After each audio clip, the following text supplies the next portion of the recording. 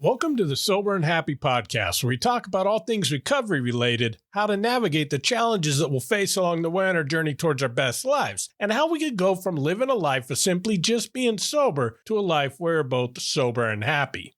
Here's the harsh truth that anyone in recovery has to accept. We live in a society that is filled with alcohol. I know I spent a lot of my early sobriety really angry about this, but I learned that no matter how many times I complained about it being unfair, it still didn't change that fact.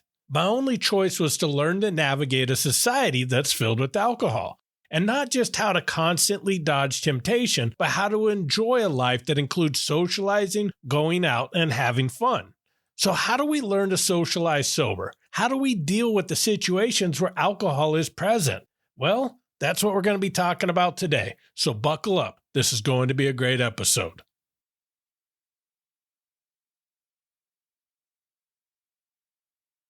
Welcome back. When we first get sober, social situations could feel intimidating. We might worry about fitting in, dealing with peer pressure, or simply having a good time without alcohol.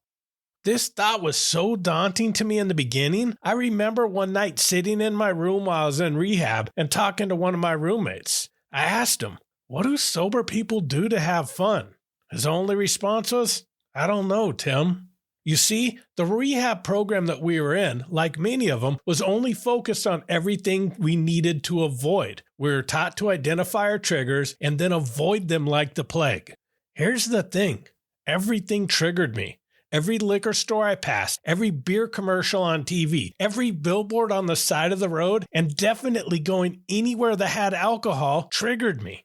But I followed the advice and I did my best to avoid triggers. At the beginning of my sobriety, that means that I pretty much only went to work, went to meetings, and then went home. Now, occasionally I'd go out to dinner with someone. Although they were supporting me by not drinking, I noticed every mug of beer or cocktail being delivered to pretty much any table in the restaurant. I am sure you could have blindfolded me and I could have told you what tables had a drink. I was still that triggered by alcohol. So I went out to dinner less often. I figured the risk of temptation was just too strong.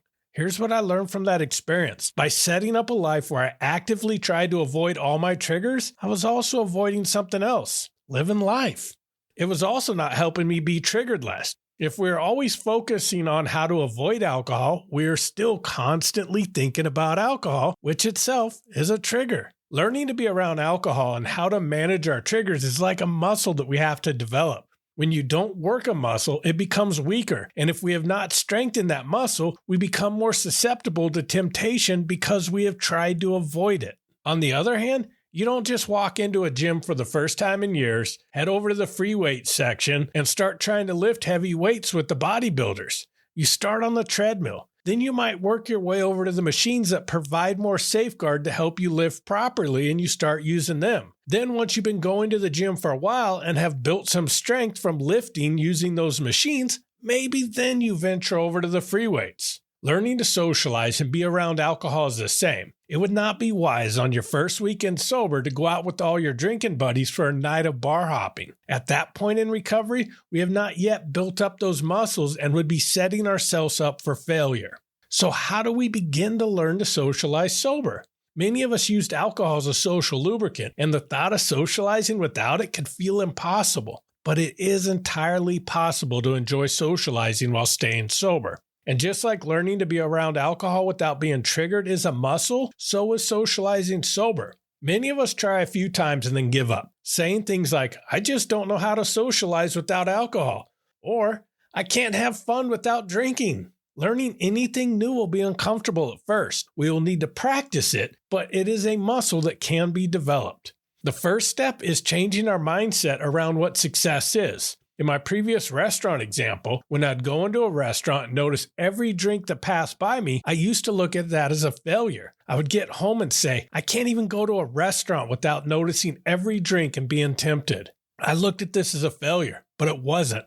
I was able to go out to dinner and not drink despite the temptation. That is massive progress. It should be celebrated and not looked at as a failure. One of the biggest changes that leads to a sober and happy life is a change in our perspective. When socializing and having fun while sober, we must change our perspective on what socializing successfully is. For example, let's say you decide to try a new sober activity. You go out, you feel uncomfortable most of the night, and you don't really have that much fun. This can easily be written off as a failure, but it isn't. You pushed through your social anxiety and you went anyways. Instead of just sitting at home, you tried something new. The only way to learn how to have fun sober is to keep trying things until we find what we like doing sober. You'll be constantly disappointed if you consider only having fun every night you socialize as your gauge for success. Engaging in the process is what will make you successful. For example, I love tacos. Imagine I wanted to find the best taco in Phoenix, which is where I live. The first taco joint I went to served me a bad taco. I wouldn't consider my quest to find the best taco in Phoenix a complete failure.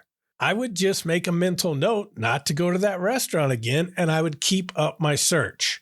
Learning what we enjoy doing sober is the same. One thing that helped me tremendously is redefining what fun means to me. We often look back at our drinking and identify fun moments and attach that to our belief that we need alcohol to have fun.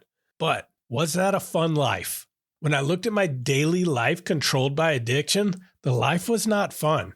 I may have a fun night or a fun weekend occasionally, but the more control my addiction had on me, even those fun moments were becoming more rare.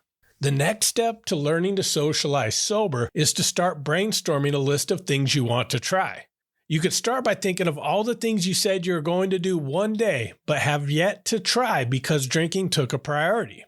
Have you always wanted to learn something new, but have yet to sign up for a class? Now is the time to do it.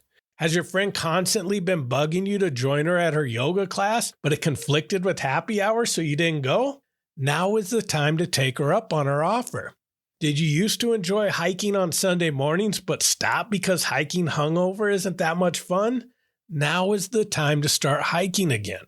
We often focus on all the things that we think quitting drinking is taking away from our lives when being sober is opening so many more possibilities to us. In the beginning, it is often best to strengthen your socialization muscles by doing activities without alcohol. If socializing is hard and the temptation of being around alcohol without drinking is also hard, trying to develop the strength for both at once can be too much sometimes. But that doesn't mean that you can never be in a social situation where alcohol is present. You just have to build the strength. When doing this, the first step is to plan ahead. Think about the event you're going to and anticipate potential challenges. If you're attending a party where alcohol will be present, consider bringing your own non-alcoholic drinks. This ensures you'll have something to enjoy, and fewer people will offer you a drink if you already have something in your hand. It's also helpful to have a support system in place. If possible, bring a sober friend with you to the event. Having someone there who understands your journey can provide moral support and make you feel more comfortable. It is best to drive yourself in these situations if possible. That way, if the temptation becomes too strong, you can easily remove yourself from the situation. But if you're riding with someone else, make sure it is someone who will understand if you say, "We have to go," and will not try to talk you into staying just a little bit longer. If there are going to be friends and family members who are going to be there that you have drank with in the past, have the "I don't drink" conversation ahead of time. Don't unnecessarily put yourself in the situation of trying to turn down a drink from your already drunk friend in the middle of a social situation if it can be avoided with a conversation before the party. When having these conversations, I find it essential not just to tell the people I am sober now, but also to explain to them why it's so important to me and ask them to support me in this change in my life. Also, learning to say no when offered a drink is essential. It's important to remember that you don't owe anybody an explanation for your sobriety. There are many suggestions on how to say no to a drink, but in my experience, I have found that just saying "no thank you" without any further explanation is the most successful. When we give a reason like "I have to drive tonight," we open ourselves up to counter arguments like "can't you just get an Uber?" Now, some people may ask why we are not drinking. I've also found that being straightforward with the answer is the most effective. I simply tell them, "I do not drink." If they ask why, I tell them that I found drinking was not good for my life, so I quit. Now, this is probably effective 95% of the time in my experience, and the person who is asking more questions usually is genuinely curious about me. These open conversations have helped me gain more support with staying sober. But there is the 5% who are just being nosy or are looking for reasons to convince us to have just one, and the best way to deal with that conversation is to end it. Once again, we do not owe them an explanation. I just excuse myself from the conversation and move on with my night. Don't let one inconsiderate person ruin your whole night.